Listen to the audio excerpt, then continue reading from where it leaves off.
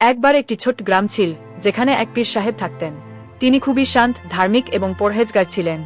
একদিন এক ব্যক্তি তার কাছে এসে বলল, হুজুর, আমি খুবই দুঃখিত। আমার জীবনে একের পর এক বিপদ এসে যাচ্ছে। আমি কিভাবে এই সব সমস্যার সমাধান পাব? পীর সাহেব তাকে এক গ্লাস পানি দেন এবং বলেন, এই পানি পান কর। তবে একটি শর্ত আছে, এই পানি পান করার পর তোমাকে কাউকে গালি দিতে হবে না, অন্যদের ক্ষতি করতে হবে না, আর সবার সাথে ভালো ব্যবহার করতে হবে। ব্যক্তি পানি পান করে এবং চলে যায়। এরপর এক মাস পর সেই ব্যক্তি আবার পীর সাহেবের কাছে ফিরে আসে। পীর সাহেব জিজ্ঞাসা করেন, তুমি তো পানি খেয়েছিলে, কি হলো তোমার সমস্যা? ব্যক্তি উত্তরে বলল, হুজুর, পানির কোনো জাদু নেই, কিন্তু আমি যখন আপনার পরামর্শ মতো ভালো ব্যবহার করতে শুরু করলাম তখন আমি নিজেই বুঝতে পারলাম আমার সমস্যাগুলো আসলে আমার দৃষ্টিভঙ্গির কারণে ছিল। মানুষের সাথে ভালো সম্পর্ক আর শান্তি বজায় রাখলেই অনেক কিছু বদলে যেতে পারে।